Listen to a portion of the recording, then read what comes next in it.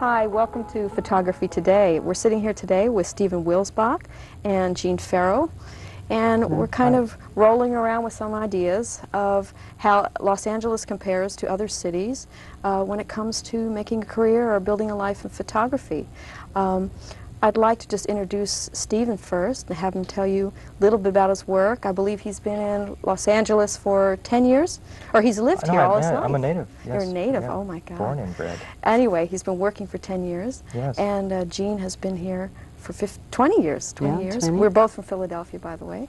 So we'll mention Philadelphia later.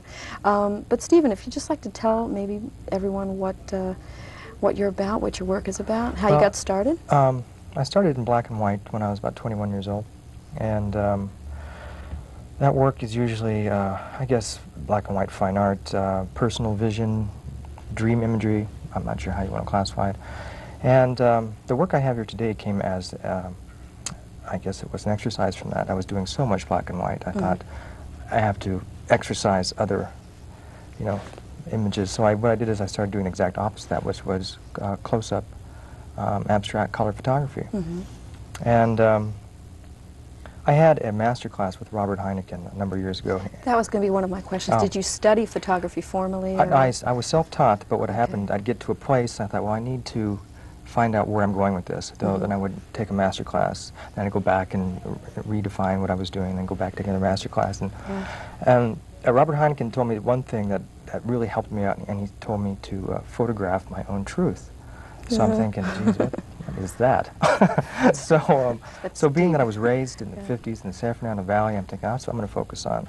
And so I've been spending most of my time in the valley, and it's the valley, it's vast and mysterious. Now, when we were talking earlier about the culture of this city or the art in the city, you made a comment about the valley. Well, I think we should just repeat. Well, being that there's, what is it, 1.5 million, 2 million people in the valley. A lot of people, yeah. And it is a cultural wasteland when it comes to photography.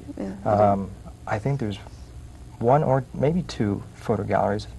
I think there's only one, and that would be Installations one, which is, it's not just photo gallery, however, though. It's, I don't think there is one just plain photography gallery in the San Fernando Valley. I don't think people realize that there's this little nut here in Hollywood, Santa Monica, or this side of the mountains, and then beyond the valley there really is nothing that I know of until you maybe hit Santa Barbara. So that's kind of interesting to people coming in here. I wonder if while we're talking, just to give people that are watching a better idea of what you do and how your work has evolved, if we want to show some of your images now, and you can talk, talk about what they express or how they've grown. The work I brought in is, like I said, color abstract photography. The subject is the automobile, being that it is like a major aspect of our culture. So these are all close-up. What format, Stephen? This is 35 millimeter. They're printed by a master printer named Wally McGalliard in North Hollywood. Do you use a particular film or technique that we should know about? I use almost exclusively Ektachrome. Ektachrome. Negative? Well, yeah. Yeah, actually it's slides. Yes. And what I like about going to Wally is that I have complete control on the color. I mean, he gives me previews, and I can control each one through the steps. Right. And of course, your black and white you do yourself. Black and white I do all myself. Right. How large are these images that we're looking at? These are about 20 by 28. So sizable. Yeah. And they're a lot of fun. Like I said, it started off as an exercise, and it takes me away from getting too serious about the black and white. This is important. We should all remember to have fun with this work, or it's not worth it. Yes.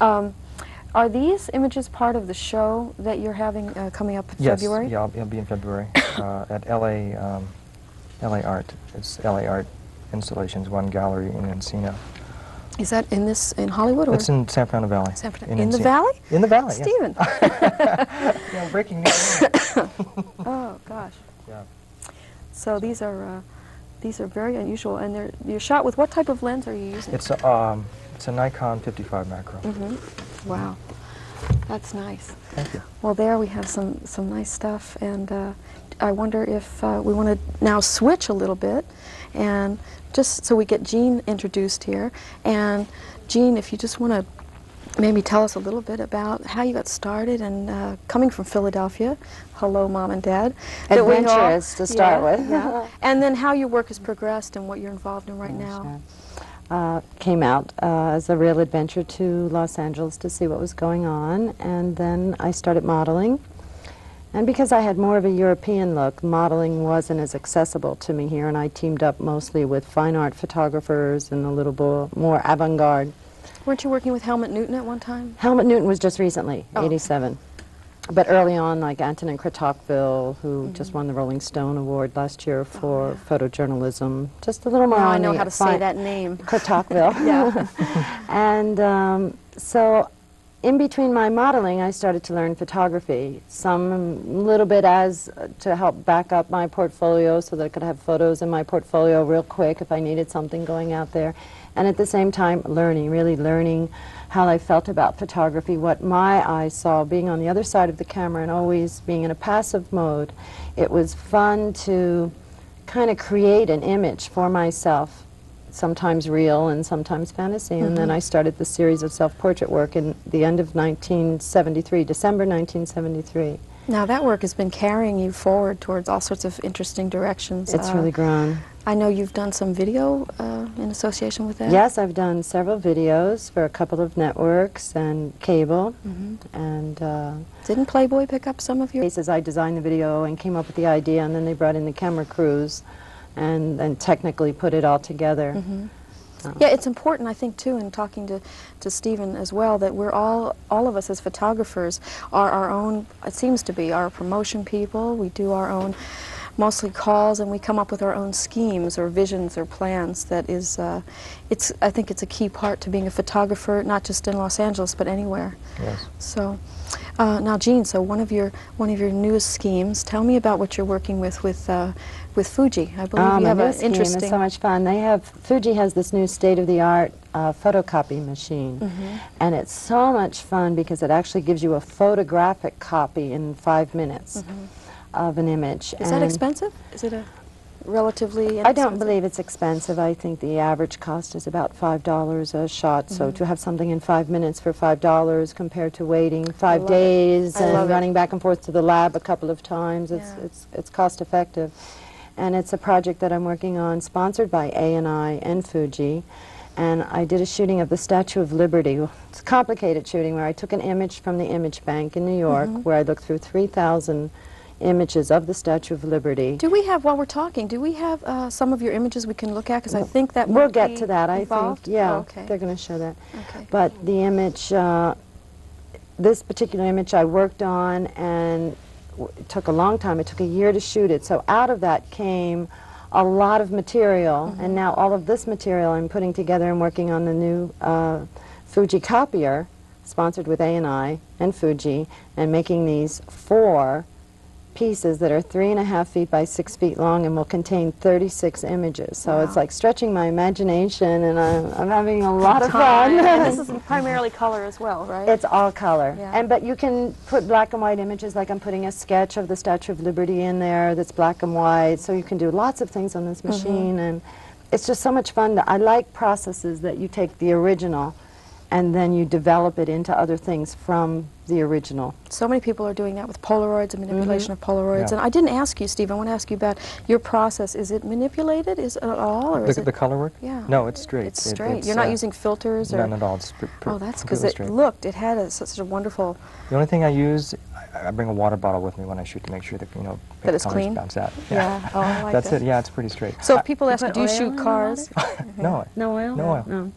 Just water. You know, they always talk about putting oil and water on people's bodies to make those beads. No, it's just usually when you're around things that are old, you need direct light and water to bring out the color. So when people ask you, do you shoot cars, you can say yes, Yes. and sort of smirk. Right? When I first moved to LA, I was asked, do you shoot automobiles? Because I was taking whatever job I could get, wanting to just work somehow. And I said, sure. And then I got there and I was totally overwhelmed because that means waxing and lighting, and I was totally... Oh, yeah. It's incredibly difficult. So you shoot cars in a different... Yes, I do. In your own way. It's a little tongue-in-cheek, I know. Yeah, but, I like that. The black and white became so serious. Yeah. And Well, so I thought, aren't you calling your show Autographs? Autographs, yes. Yeah, I like that. And I've never shown these before, so I thought just curious to see what happens. So we're going to see these in February. Yes, sometime hopefully. in February. Yeah. Are you going to invite us to the show? Oh, well, okay. Yeah. Jeanne, when you were talking, Jeanne, about doing this food process in like 5 minutes, earlier again we were talking about other places that we worked and other lab experiences, and you mentioned that you had some fun in Rome with a lab. Do you want to just talk about that as we're comparing LA to other cities? Do you want to? I don't know if Rome is as much of the problem as being a woman in Rome. I would go into labs and everything would take 2 weeks, and I would give them an exact example of what I wanted, whether it would be black and white or color. 2 weeks later I would go back to the labs and they'd give me something else, like on glossy paper with a border, and I'd say, but this is not what I wanted, and they'd say, well, but this is what the lab technician thought you should have. What were you wearing, Jeanne? Was this they wanted you to come back? Probably too many clothes. I don't know. So the Really lab technician sort of took artistic several control? times there. They take at least in my case, they took artistic control, and then they also, everything takes 2 weeks. So if you make an appointment and you've dropped something off, and you need the work, you just can't turn it back in and wait another 2 weeks. That's a whole month. Can you imagine if that happened here? If you were shooting the Grammy Awards and you happen. went in and it was 2 weeks later? No, it wouldn't happen. Wouldn't work. The great things I think about the labs in LA, and you can support me or not in this, is that they're clean, they turn things around, and they understand your professional pressure.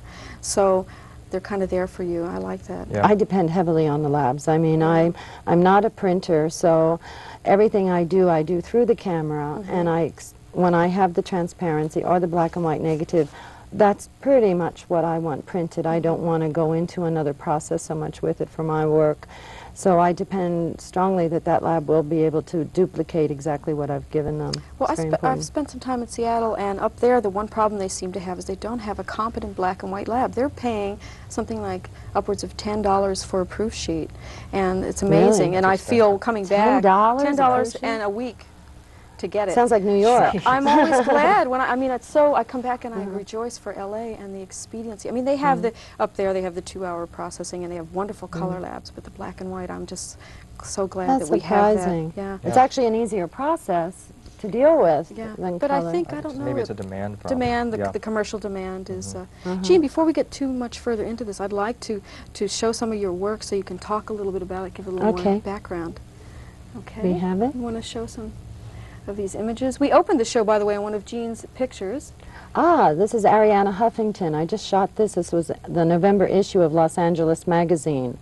And she was wonderful to work with. She just wrote the new Picasso biography. And she did something that's very difficult to do, that particular kind of swing shot.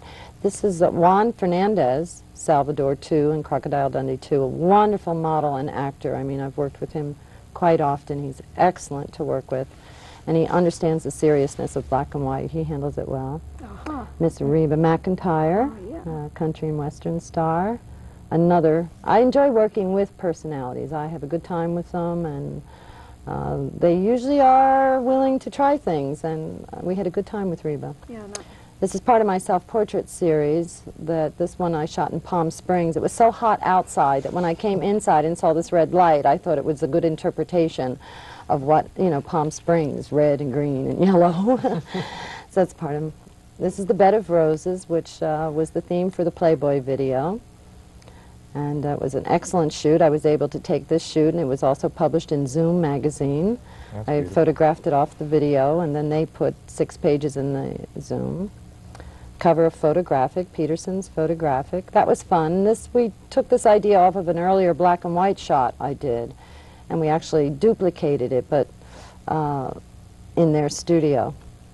I used the shot a lot. This is part of the process. This is the new Fuji photocopier that I'm working with A&I. And this is that Statue of Liberty piece you part mentioned. of the Statue of Liberty piece. And I can do so many things. This I photographed off the TV and then manipulated the color and then put it back together on the machine. That's great. See all those colors? You can be, with this machine, you can be your own designer. Oh, yeah. Yeah. It's so much fun, I can't tell you. It's another way, too, to do a promotion piece that's sort of immediate and, showing your current work. I like that a lot. Yeah, it's a really fun piece. Yeah. And, well, I think we're running a little bit low on time. But what would you say, if you were to say one thing about L.A. and working here, what do you feel about working in L.A.? Stephen. I think L.A. is just starting to become a major center artistically on all fronts. I think this is a really good place to be right now. Swinging from New York, even. Swinging from New York Yeah. and being near the Orient, I think it's going to all meet here, and it seems to be working that way already, and I think it's a real exciting place to be working right now. And Jeanne, when I asked you earlier, you said, I love it. Yes, I love LA. LA is very good to me. In fact, Paris Photo Lab in Los Angeles sponsored a show of my work, and now they sent it over to Paris, France. And that's going up soon, isn't it? It's up any day now in Paris. But I mean, Los Angeles has been very good to me, and especially the relationship between the labs and myself. I've had a wonderful time here, and it took some time. It took me 10 years to build that connection and that response, but it's been well worth it. Well, it's more or less just continuing to persevere and, like we said earlier, having fun. And but getting out there and beating the bushes and continually changing, letting your work evolve. And I think being true to what it is that is special to you. Because I think when you get so involved with making the living or making the career, sometimes when you meet with different forms of acceptance, then you're maybe swayed and you lose your focus. Yes. So it's real important sometimes to stick with that. Yes. But well, this has been fun. I think we're going to continue to do this and talk to some more people. We want, let me see, I wanted to ask you, Stephen, one more thing about, you were talking earlier about working in the streets of LA. What was that? Oh yeah, well I'm starting to focus, like I said, in San Fernando Valley. So the work I'm doing now is strictly black and white, and it's abstract, and I'm hanging out in alleys a lot, just trying to get the feel. Is this by the beard? Is this part of it? Yeah, it's like Tom Waits. I like it.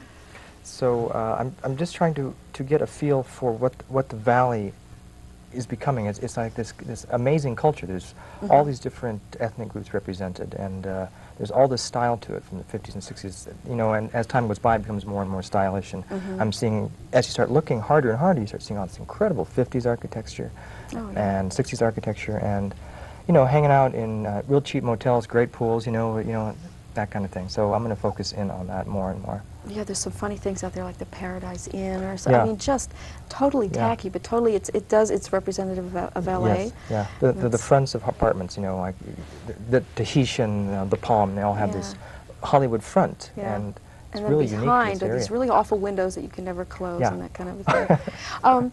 Now, is this work that you're doing in black and white? Is this, this is black and white, yes. So it's more documentary work. Yeah. Do you feel, getting back to thinking about LA as this becoming this new cultural center, do you feel that there's this resurgence of black and white work coming on, and documentary work is now coming forward again, whereas it was kind of, I think for the 70s, a lot of the 80s, documentary work was very suppressed. I have that feeling. I don't know. Yeah, it could be. It just seems like there's a lot more exposure. So I think we're just seeing there's a lot of great artists out there, and I think they're being seen now because there's more venues opening up and more shows like this happening. Therefore, there's a lot of new artists who are going to be able to expose themselves. And I remember when That makes a big difference. The media now has made a big difference in how fast your career can change. There's so many outlets. Yes, you don't have to die to do well now. When I first started, they'd say, "Oh, Jeanne, but you know, you have to die before you become famous." I'm going, "Oh, this is impossible. It can't be true." No, it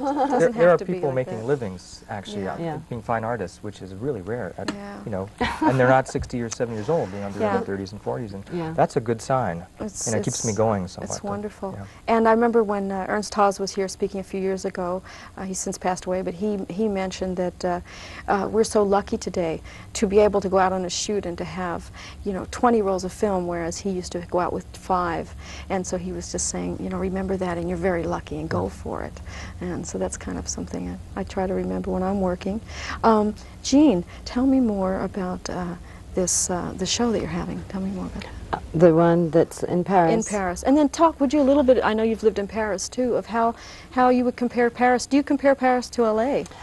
It's very hard to compare one city to another because each city is so special for its own things. You know, the French and the food and the wine, and Rome with the monuments, and Los Angeles with the beach, and each one is so special. I can only compare them in terms of professionally, and like the labs. Rome was not the greatest place for me technically, but visually it was excellent. Paris is excellent with the labs. I have no problem in Paris with the labs, and Los Angeles is excellent. Paris Photo Lab of Los Angeles, they have a lab here, and they have a lab in Paris, and they have one in Lyon, France. So this show went from Los Angeles, it has just arrived in Paris, and then it goes down to Lyon, and maybe it'll keep traveling through Europe for a while. Hopefully. Yes, I think so. That's exciting. And so I like that. I like that idea. I waited a very long time to put a show together because I just didn't want to make a show and then have it sit in my studio, a certain portion of it. And I like the idea that it does start and then it moves. It's like it's a suitcase and it keeps traveling around. I think that's the key to anything with your work, to get it out there, to have it seen. I know Women in Photography has this traveling exhibition now that opened in Monterey, and it will go on, it'll be all around the world. And to me, that's the greatest kind of exchange. It becomes a human exchange, it becomes an art exchange, and I think that's real important to do with work. But first is getting started. I mean, we're talking about all these cities, Paris, London, but people that are watching who are in Pennsylvania or in Kansas City, you know, it would be nice not to have them intimidated and to know that LA has a real human side. And even though a lot, yeah, I think a lot of, I think you have to tap dance a lot, and I think you have to, what was unusual for me coming here was that a lot